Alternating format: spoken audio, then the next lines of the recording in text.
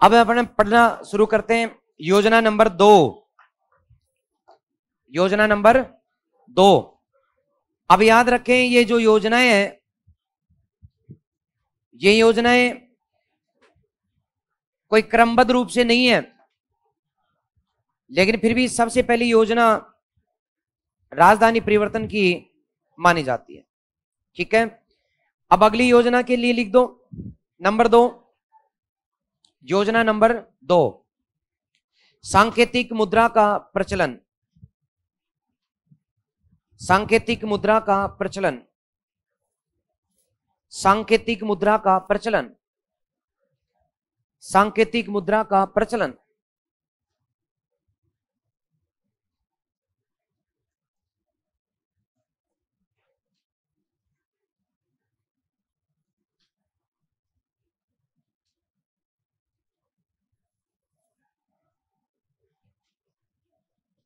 प्रेरणा कहां से मिली? एक तो चीन में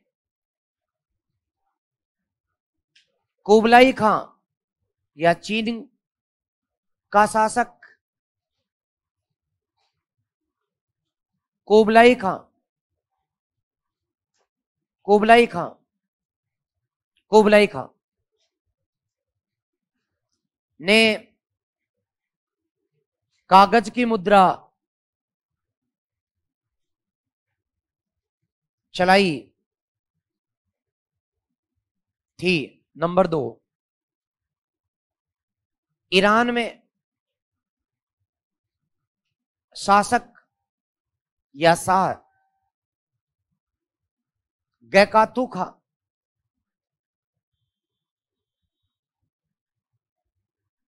ने सांकेतिक मुद्रा चलाई।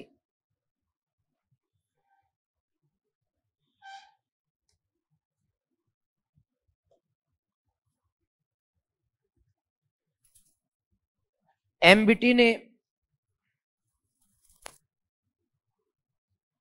वैश्विक स्तर पर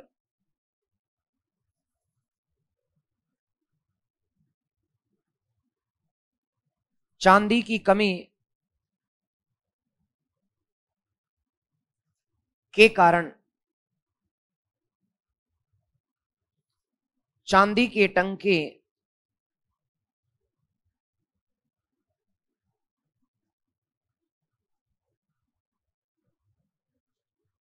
चांदी के टंकों के स्थान पर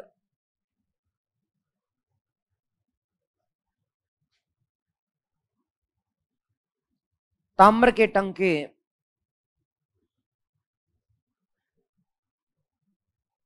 चलाए।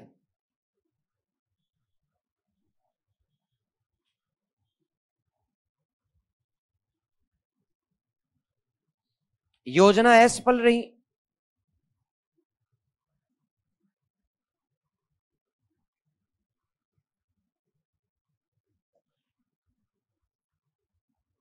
बर्नी के अनुसार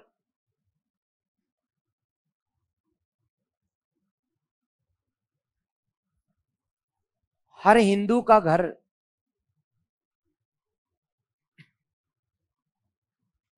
टकसाल बन गया।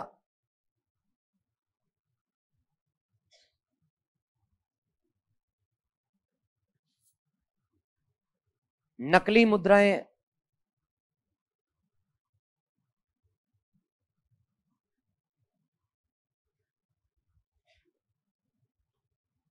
प्रचलन में आए।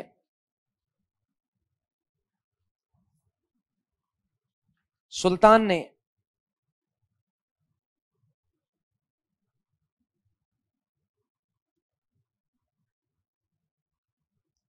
सांकेतिक मुद्रा बंद की।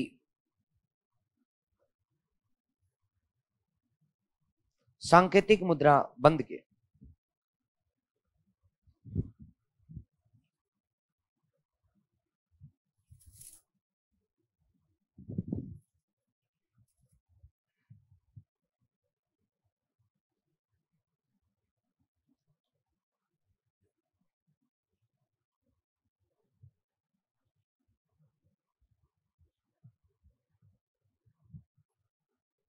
योजना बंद की, लिख दो।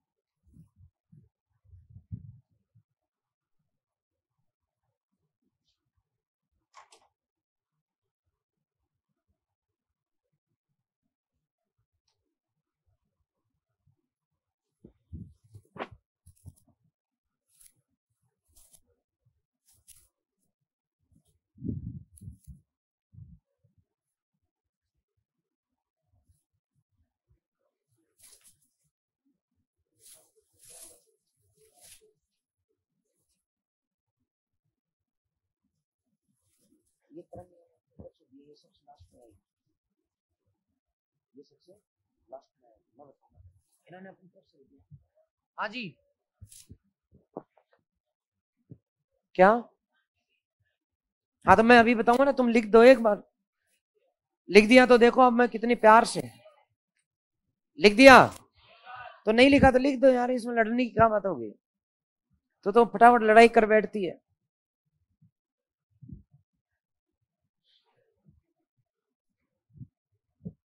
तो बेटा तू दूर आकर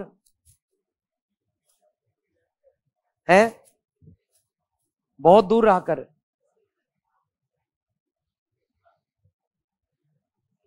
मैं सारा दिन तो देखता हूं कि तू घुरता ही उधर रहता है। सोचुए खा करके बिल्ली हज को चली।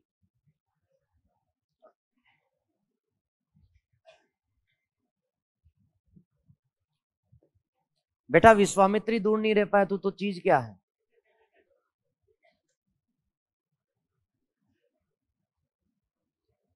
कई बच्चे फेंकते बहुत हैं यार।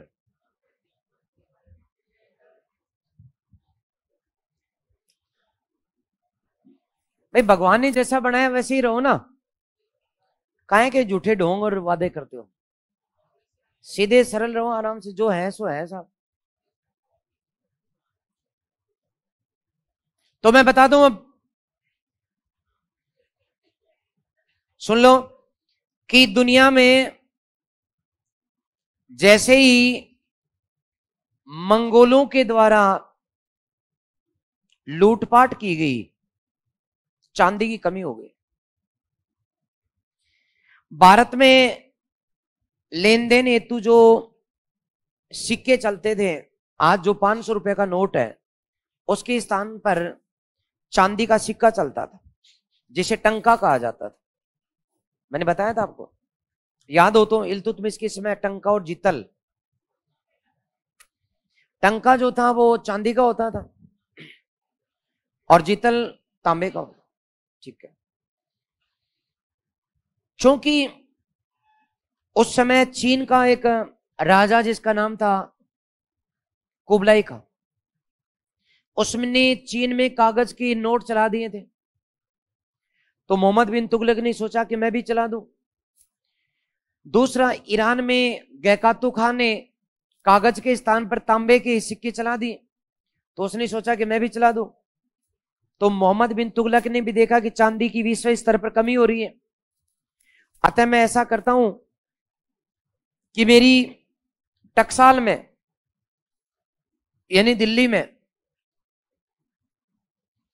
जितने भी चांदी के सिक्के बनाए जाते हैं, तो चांदी चूंकि जल्दी घिस जाती है, तो चांदी में फालतू में घिसावट होती है, नुकसान देश का होता है, और चांदी मिट्टी में मिल जाती है। तो इसे रोकने तथा लोगों की चोरी डकैती रोकने के लिए उसने कहा कि जो चांदी का सिक्का है, चांदी का टंका, उसे चांदी के स्थान पर तांबे का बनाया जाएगा। उसका मूल्य वही रहेगा, जैसे ही तांबे का एक टंका बनाएंगे उसके बराबर की चांदी टकसाल में रख दी जाएगी। जैसे मान लो कि 1 लाख सिक्के डाले गए, तो उनके 1 लाख तांबे के जो टंके बनाए गए, 1 लाख चांदी के टंकों के बराबर की चांदी टकसाल में रख दी गई। जितने भी सिक्के बनाए जाते टकसाल में रख दी जाती। अब उसने चूंकि गारंटी दे दी कि भाई ये चांदी के टंकियों को, मैंने जो तांबे के टंका चलाए वो चांदी के टंकों के बराबरी मूल्य है उसका।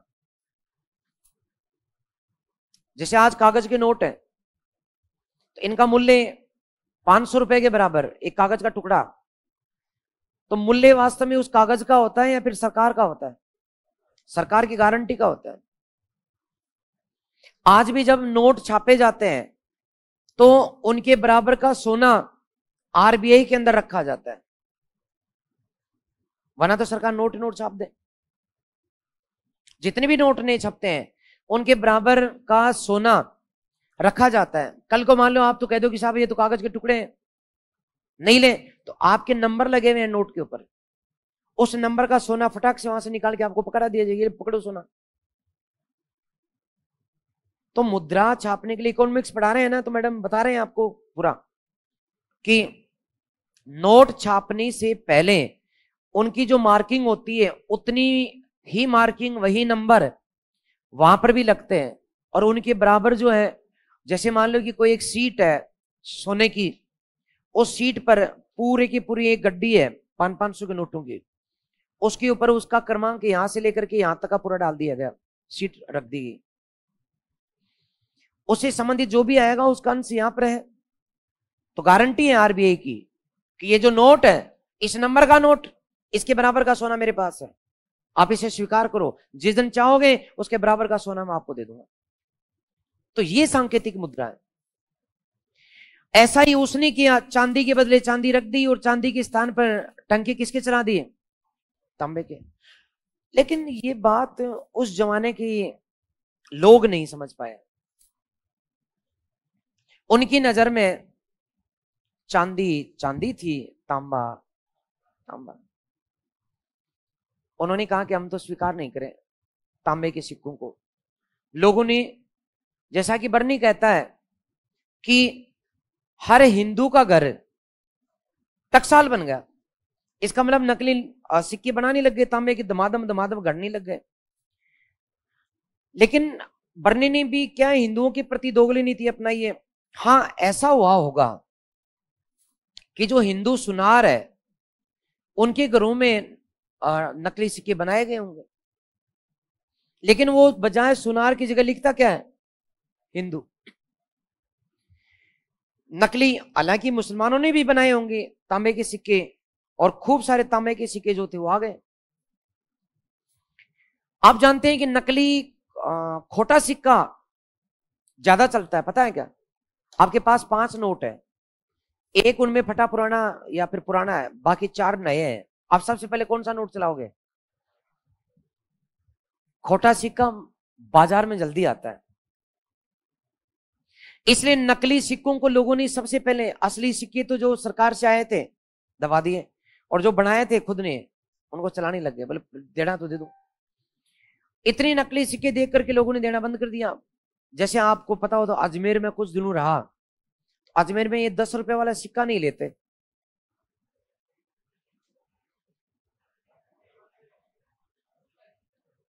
जयपुर में तो लेते हैं, जयपुर में कभी कोई मना करता है क्या? लेकिन अजमेर में नहीं लेते, और हमारे शेखावाटी में कुछ गांव में नहीं लेते, पता नहीं क्यों। और आपके कौन से गए? भरतपुर में नहीं लेते, क्यों नहीं लेते भाई?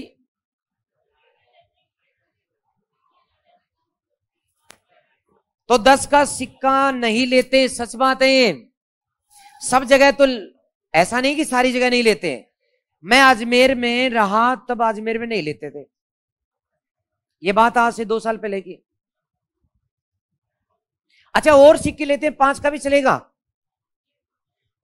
1-2 के भी चलेंगे, बट 10 का नहीं लेंगे। अब उनकी मर्जी। मैंने 2-4 को धमकाया भी, मैंने कहा इस सिक्के को नहीं लेने का मतलब है भारतीय सरकार का अपमान करना।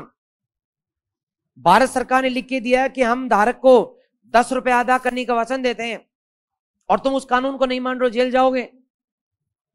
बोले साहब देखेंगे बाद में, हम तो नहीं लेंगे, आप तो जेल भेज दो। मतलब बात क्या करें, तो समझने की बात थी। तो लोगों ने लेने से इनकार कर दिया। अब सुल्तान समझ गया कि मामला फैल हो चुका है। उसने लोगों को कहा तांबे के सिक्के ले आओ, बदले में चांदी के सिक्के ले जाओ। और उसने बदले में चांदी उन्हीं के बराबर तोल तोल करके लोगों को दे दी। बर्नी लिखता है कि तुगलकाबाद के पास नकली सिक्कों का ढेर लग गया, पहाड़ सा ढेर लग गया। ठीक है, लेकिन योजना क्या हो गई? असफल हो गई। अब बताओ सांकेतिक मुद्रा किसके समझ में नहीं आई? संकेत में। जैसे आज तेरे पास नोट जितने भी, वो संकेत ही तो है। 500 के वो तो कागज का टुकड़ा है, लेकिन वो संकेत है मुद्रा का, भारतीय मुद्रा। समझ रहे हो? तो लिख दिया आपने? ओके, लिखो, एक लाइन और लिखोगे इसमें। दोनों योजनाएं असफल होने के बाद, दोनों योजना असफल होने के बाद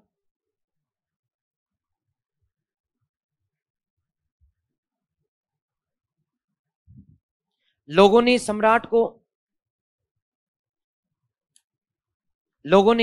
को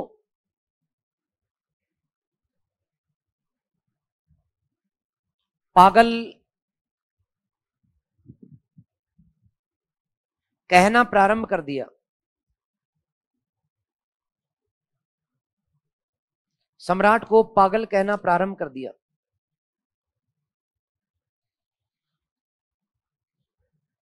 अब तीसरी योजना को लिख दो, खुरासान अभियान।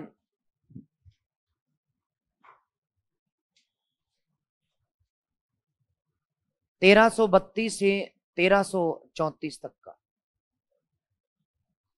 तो ये योजना कौन सी है? तीसरी। और योजना का नाम क्या है? खुरासान अभियान।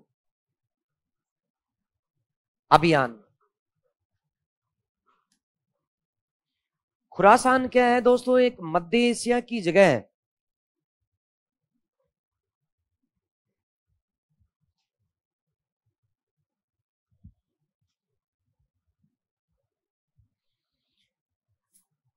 तो योजना बनाई गई कि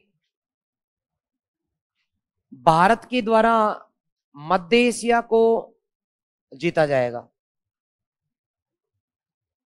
इस योजना में मोहम्मद बिन तुगलक ने ईरान के शाह का भी साथ लिया। तो जो ईरान का राजा था उसका भी साथ लिया। और योजना इस प्रकार से बनाई गई कि यहां तक तो भारत था ही था, आधा अफगानिस्तान, इधर ईरान है, ये ईरान, यहां मध्य एशिया में मंगोल शासक तरमासरीन था। मंगोल शासक तरमासरीन, यहां ईरान का राजा शाह, और ये क्षेत्र किसका? मोहम्मद बिन तुगलक। अब उसने तय किया, क्या तय किया? कि ये जो बीच का क्षेत्र है इस पर हम दोनों मिलकर के अधिकार कर लेंगे। और ये जो है इस क्षेत्र का नाम था खुरासान। अब योजना तो बना ली, पावर भी था, दम भी था, 3 लाख की सेना भी भर्ती कर ली, 3 लाख की नई सेना भर्ती कर ली, उसे प्रशिक्षण भी दे दिया और उन्हें वेतन दिया जाने लगा। लेकिन तभी तरमासरीन ने पाला बदल लिया और यहां के स्थानीय शासकों के साथ मिलकर खुरासान में आकर के यहां खुरासान के छोटे राजाओं के साथ हो गया। इसी समय ईरान के शाह की मृत्यु हो गई। अब एमबीटी पड़ गया अकेला, उसने अपनी योजना को कैंसिल कर दिया। ये जो सैनिक नए लिए थे इन्हें 6-6 माह का वेतन देकर के एडवांस, और फिर कहा कि अब जाओ, और सेना को भंग कर दिया। अब ये सैनिक थे, ये पहले तो स्वामणी कर चुके थे। किस बात की?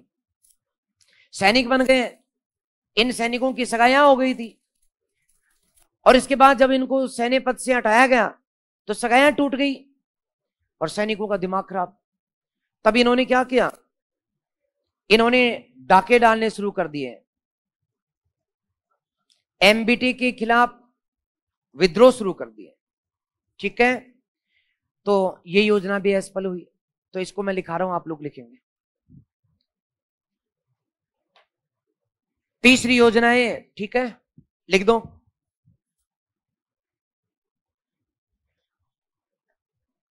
ईरान और मध्य एशिया के मध्य, ईरान और मध्य एशिया के मध्य स्थित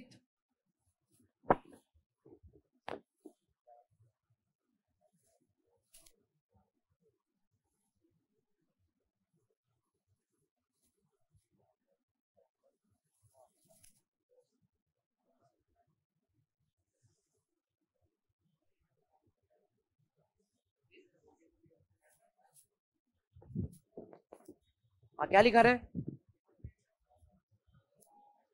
ईरान और मध्य एशिया के मध्य स्थित खुरासान, खुरासान जीतने के लिए, जीतने के लिए, जीतने के लिए ईरान के शाह के साथ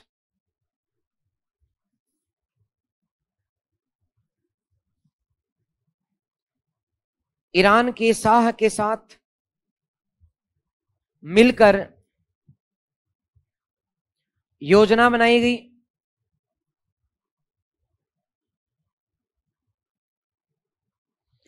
योजना बनाई गई,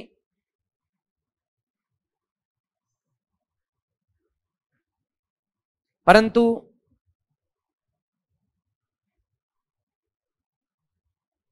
3 लाख सैनिकों की भर्ती के बाद, 3 लाख सैनिकों की भर्ती के बाद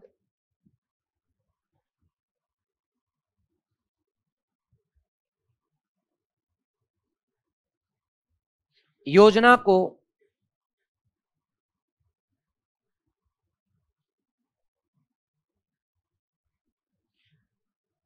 निरस्त कर दिया गया।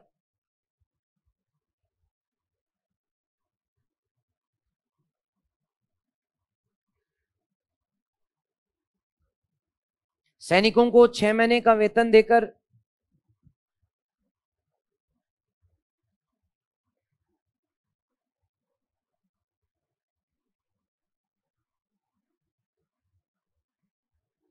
वेतन देकर सेना भंग कर दी गई।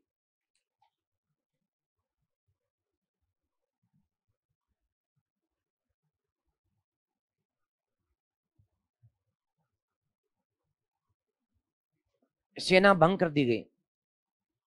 ठीक है, लिख दिया।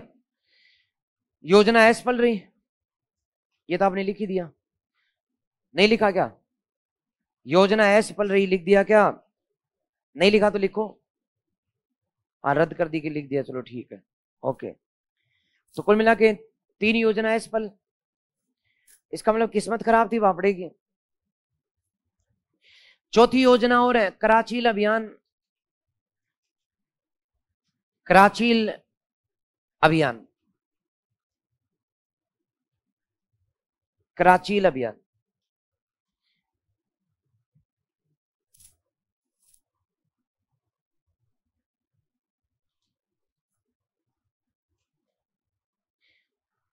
एक्चुअली कुछ तो क्या है कि उसके जो साथी लोग थे वो बेकार थे। जैसे हुआ क्या, उसने एक आदेश दिया था कि तुम दिल्ली से जाओ, और गर्मियों के समय उसने आदेश दिया मई जून में कि जाओ और हिमालय के अंदर, ये जो हिमाचल प्रदेश के अंदर जो छोटे छोटे पहाड़ी जो क्षेत्र है, इनको जीत लो। इन्हीं पहाड़ी क्षेत्रों में एक था कराचील। कराचील तो पहाड़ी राज्य था। कुछ लोग इसको आजकल का कांगड़ा बताते हैं, कांगड़ा। कांगड़ा घाटी जो है ना, तो कांगड़ा का राज्य जीतने के लिए उसने भेजा। लेकिन दिक्कत कहां हुई कि उसका जो सेनापति था, जो एमबीटी ने भेजा था, उस सेनापति को उसने सेना बहुत बड़ी दे दी, करीब 50,000 की सेना लेकर के वो चला। अब इतनी तो वहां जनसंख्या ही नहीं है यार, तो उसको जो भी सामने काटता मारता हो, उसे कहा था कि गर्मियों गर्मियों में ये आक्रमण कर लेना और जीत के आ जाना। लेकिन वो तो गए, फटाक से इनको जीता और बोले कराची जीत लिया, बोले हो। अब सेनापति को कुछ मजा नहीं आया, जवान था आपकी तरह छोरा, वो बोला यार युद्ध ढंग का हुआ ही नहीं, मजा ही नहीं आया, और जीतेंगे। तो वो और आगे बढ़ गए, फिर उन्होंने और राज्य जीते, फिर कहा और चलो, और में वो तिब्बत में पार कर गए। और टेम आ लिया नवंबर दिसंबर का, ठंड शुरू हो गई, और ठंड की बर्फीली थपेड़ों में इनको होश था नहीं, इतनी भयानक -20-25 डिग्री की ठंड तिब्बत के, 50,000 में से मरने लगे। फिर इसने कहा बोले चलो भाई वापिस। तो जब वापिस आए तो 20,000 बचे थे, 30,000 तो रास्ते में बर्फ से मर गए। अब ये जब बचे खुचे किसी तरह आए तो घायल थे। कराचील के राजा ने जब देखा घायल है तो बोले मारा रहे इनको, आक्रमण कर दिया। वो आगे वो पीछे, कराचील फिर स्वतंत्र हो गया। क्योंकि पहले से घायल थे तो इनमें से कराचील के लोगों ने सल्टा दिया। जब वापस दिल्ली आए तो 3 सैनिक बचे थे, ना तो कराचील पर कब्जा हुआ और ना सेना बची। योजना ये भी असफल हो गई। कुछ अच्छा हो ही नहीं रहा था उसके साथ, पता नहीं क्या हुआ उसके साथ। उसकी योजनाएं बहुत अच्छी थी बट क्रियान्वयन खराब था। जैसे आप लोगों की योजना बहुत अच्छी है, थानेदार बनाऊंगा, एसडीएम बनाऊंगा, लेकिन क्रियान्वयन ढंग से नहीं होगा ना तो लोग तुम्हें भी पागल कहेंगे। एमबीटी से सीख ले लो, ये दिमाग है, संसाधन है, क्रियान्वयन ठीक नहीं है। तो ये भी मैं लिखा रहा हूं, लिखो।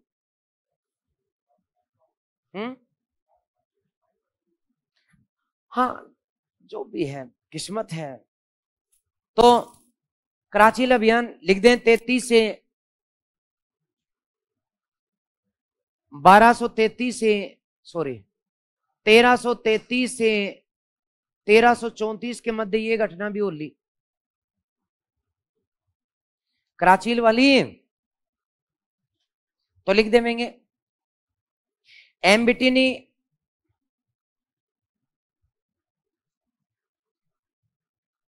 अजी, तो वो कोई अलग अलग थोड़ी ना, कई कई काम साथ हो लेते हैं मैडम, साथ साथ चलते हैं। तो एमबीटी ने हिमालय स्थित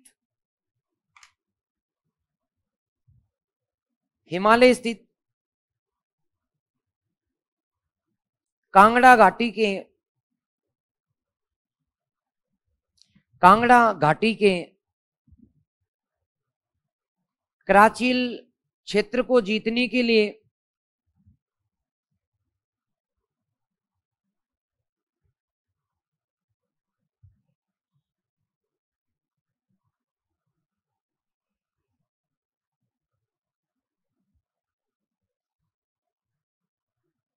क्या लिखा लास्ट में, जीतने के लिए 50,000 की सेना भेजी।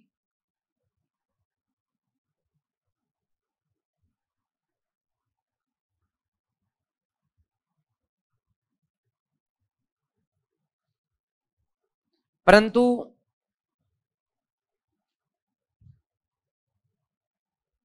कराचील जीतने के बाद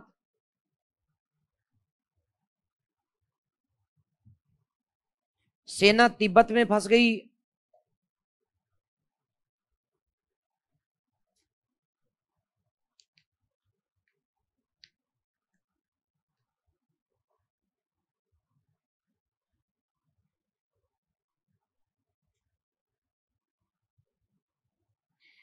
सर्दी के कारण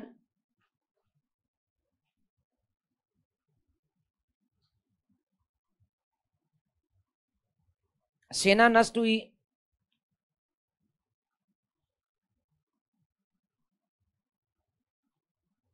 लौटती घायल सेना को,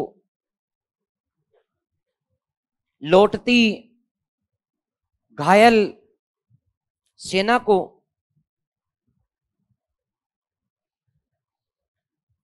कराचील सैनिकों ने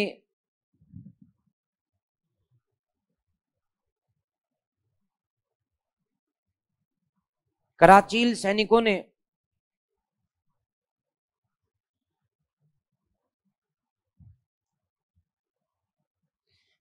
कराचील सैनिकों ने मारा दिल्ली, कराचील सैनिकों ने मारा दिल्ली बचकर 3 सैनिक पहुंचे,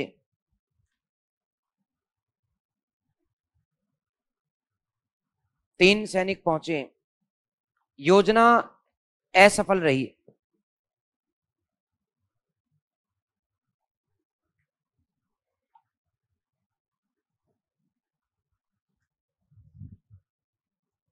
लास्ट की और आखिरी योजना ये भी फेल होनी है, दोआम में करवर्दी।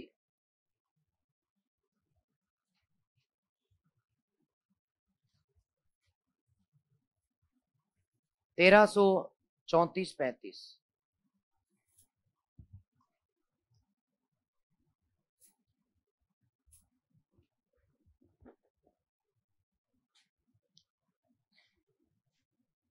प्रयोग धर्मी था जी। नया विभाग बनवाया,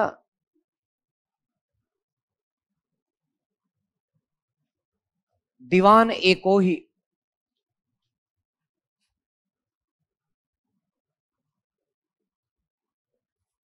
आदेश दिया कि जो उत्तर प्रदेश का क्षेत्र है, गंगा यमुना दोआब में जो खाली जमीन पड़ी है, खाली या बंजर भूमि में कृषि क्षेत्र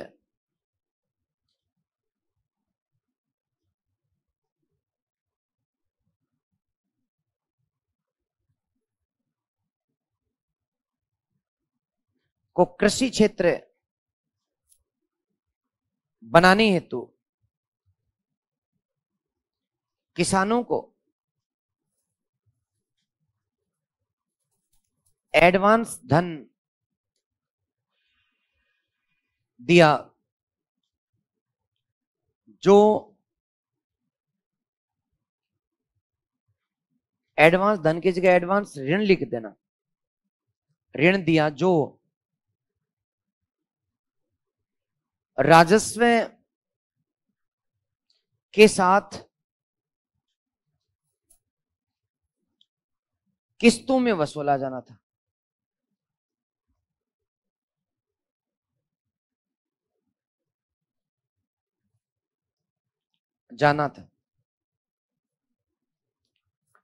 लेकिन ये योजना भी फेल हो गई, क्योंकि किसानों ने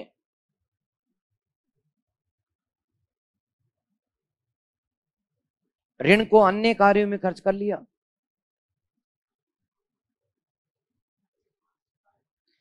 छोरी को ब्याह करनू, मकान बनवानू, अन्य कार्यों में खर्च कर लिया।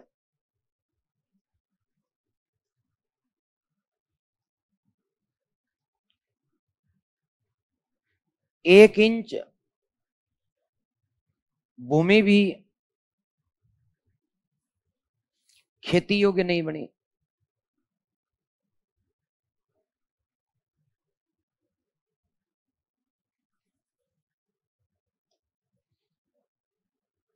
अकाल पड़े, एमबीटी ने दिल्ली छोड़कर स्वर्ग द्वारी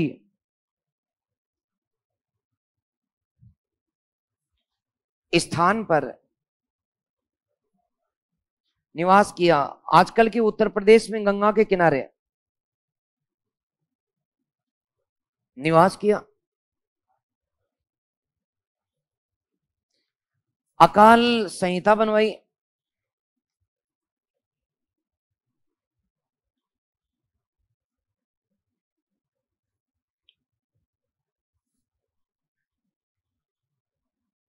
ऋण माफ किए।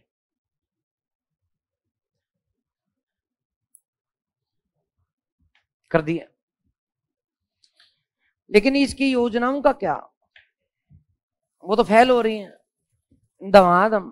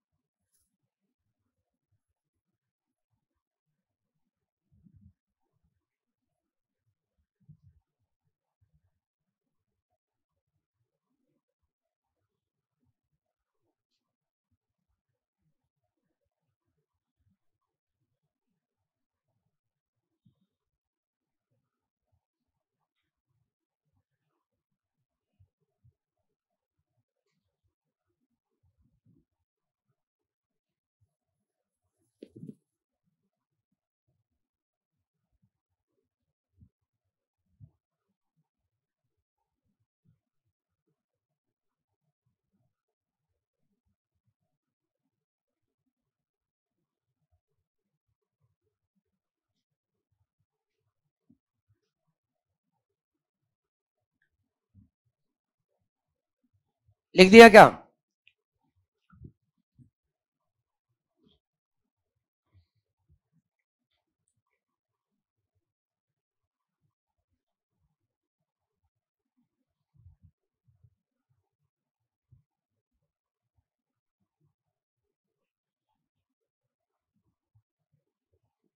अरे लिख दिया क्या?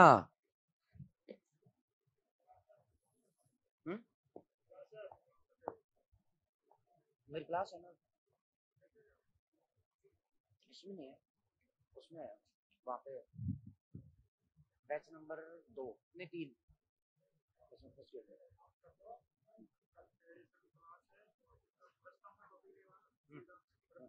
हाँ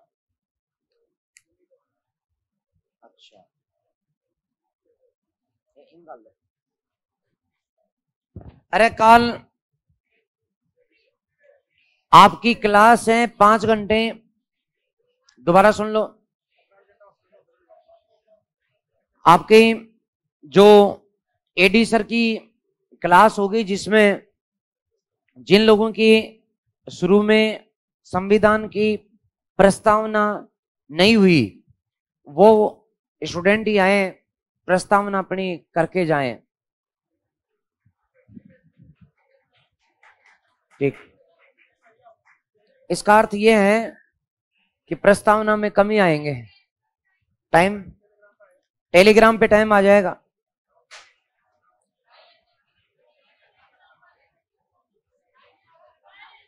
अरे वो तो छोड़ो, सारी सिर्फ प्रस्तावना वाले विद्यार्थी, ओनली प्रस्तावना नहीं, प्रस्तावना में घंटे लगते हैं 4। हाँ तो मेरी बात सुनो, ये जो एमबीटी है मोहम्मद बिन तुगलक, जाने किस चौराहे पर पैर रख दिया था, जाने किस भूत से पंगा ले लिया। भूत था या भूतनी थी मैं नहीं जानता। अच्छा आप तो बड़े ज्ञानी हो, तो इसके पीछे भूतनी थी। ये जो भी अच्छा अच्छा काम आगे आगे करता सारा फेल हो जाता। योजना देखो, इसने सोचा कि मैं किसानों पर टैक्स नहीं बढ़ाऊंगा फिर भी इनकम बढ़ाऊंगा।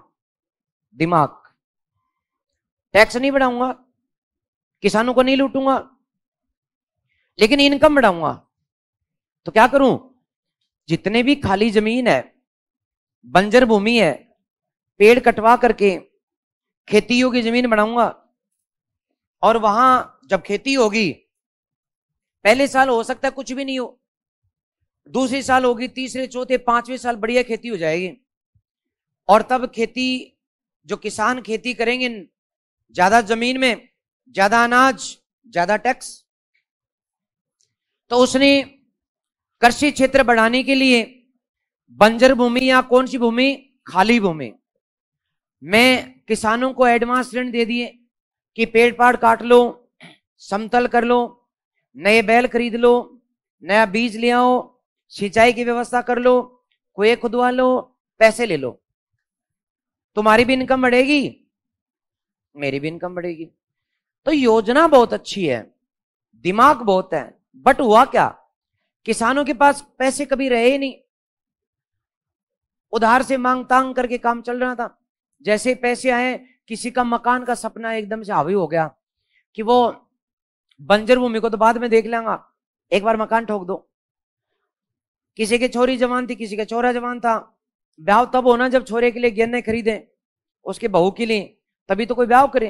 तो उसने जाकर के बाजार में और गहने खरीद लिए, छोरे का ब्याह करके ले आया। तो जब 6 महीने 12 महीने बाद में एमबीटी ने कहा कि भाई मैंने तुम्हें जो लगान दे रहे थे पहले, जैसे मान लो कोई किसान 10 बोरी अनाज दे रहा था, अब उसने तय कर दिया है कि मैंने तुम्हें जो ऋण दिया है हर वर्ष 2 बोरी एक्स्ट्रा बढ़ा के दोगे, क्योंकि तुम्हारी जमीन भी बढ़ जाएगी। लेकिन ऊपर से क्या हुआ, एक तो 1 इंच भूमि बढ़ी नहीं, 10 बोरी देना है मुश्किल था, अब कितनी देनी है, और ऊपर से इसी साल क्या पड़ गया, 10 बोरी के यहां तो 3 बोरी का सलीका नहीं है। जब किसानों ने नहीं दिया, एमबीटी को गुस्सा आ गया, उसने कहा सैनिकों को कि ठोको इन्हें ढंग से। जब किसानों को पीटा गया तो रात को किसानों ने अपना सामान लादा और अपने बैलगाड़ी में बैठ करके कपड़े ओढ़ करके चुपचाप चुपचाप भागने लगे। तो एमबीटी ने शुरू में सोचा कि अच्छा बदमाश पैसे खाकर भाग रहे हैं, ऋण लेके भाग रहे हैं, उन्हें पकड़ा और बहुत सख्ती की, कुछ एक को फांसी पर चढ़ाया। फिर उसे ज्ञान हुआ कि असल में क्या हुआ, तेरी योजना थी, इसे फेल होना था, तू चाहे जितना दिमाग लगा, योजना को सिर्फ क्या होना है, फेल होना है। तब उसने अकाल संहिता बनाई, पहला शासक जिसने अकाल के कानून बनवाए कि अकाल पड़ने पर किसानों को या भूखे लोगों को फ्री में 5 किलो अनाज प्रति सप्ताह का जारी किया जाएगा, उन्हें फ्री में खाने पीने की वस्तुएं उपलब्ध कराई जाएंगी, अकाल में खेती बर्बाद है तो लगान माफ किया जाएगा, और उन्हें और तकावी ऋण दिए जाएंगे। ऐसी अकाल संहिता बनाने वाला भी कौन था, एमबीटी, और उसने उन किसानों की ऋण माफ कर दी। तो आदमी अच्छा था, योजनाएं भी अच्छी थी, किस्मत खराब थी। इसलिए कहते हैं ना, दिमाग चाहे कितना भी हो, मेहनत कितनी भी हो, जब तक तकदीर अच्छी नहीं होती ना, कुछ हाथ लगता नहीं है। ठीक है, अब 2 बात और लिखेंगे नोट डालकर। रास्ता गेट खुला है, जिसको जाना है।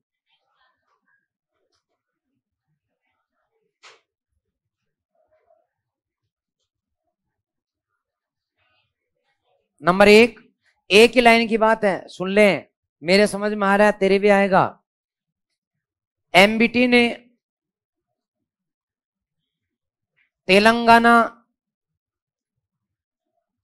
तेलंगाना के काकतीय, अरे छोड़ो लिख दो, एवं तेलंगाना के काकतीय द्वार समुद्र के होयसेल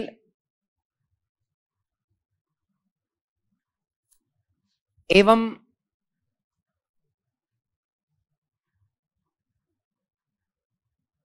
तमिलनाडु के पांडे शासकों को हराकर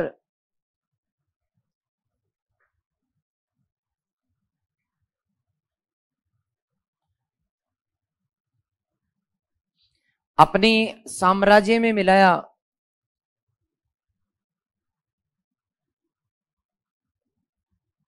मिलाया। इस प्रकार सल्तनत काल में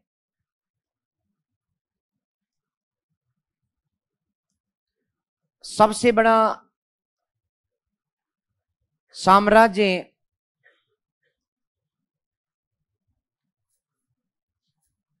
मोहम्मद बिन तुगलक के समय था।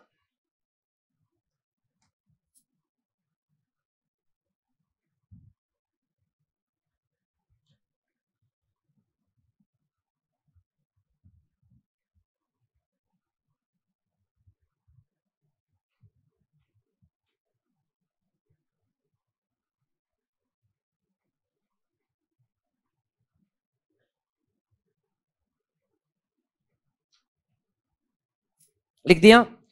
लास्ट लाइन है इसकी मृत्यु के पहले की। इसके समय 1333 में मोरक्को निवासी इब्न बतूता भारत आया। एमबीटी ने उसे चीन में राजदूत बनाकर भेजा।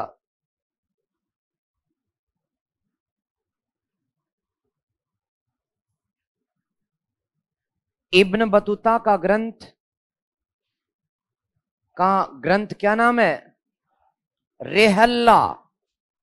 क्या नाम है? रेहल्ला। रेहल्ला में भारत वर्णन, एमबीटी का इतिहास है।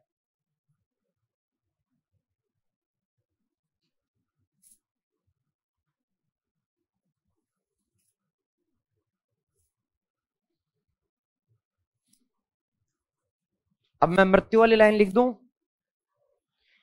सर्वाधिक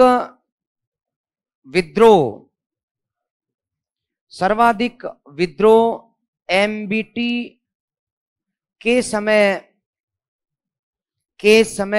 हुए। 1351 में विद्रोह दबानी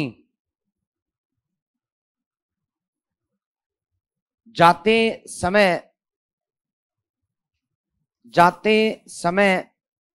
ठट्टा सिंध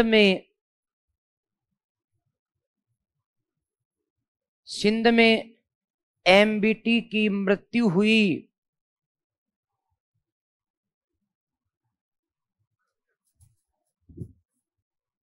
जब किस्मत खराब होती है तब बीमार होते हैं।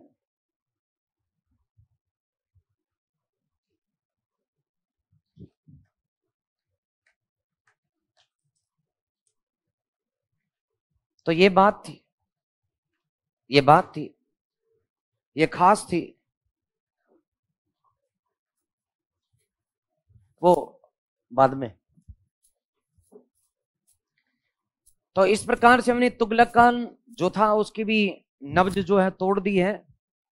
अगली एक क्लास में मैं बचे हुए फिरोज को एवं सैयद वंश को, लोधी वंश को सल्टा दूंगा। हाँ, इतना ही बचा। छोटे छोटे हैं। सैयद वंश में तो 5-6 लाइन ही है, लोधी वंश में फिर भी देखते हैं। कुल मिलाकर के 4-5 क्लासों में सल्तनत काल खत्म है आपका। ओके।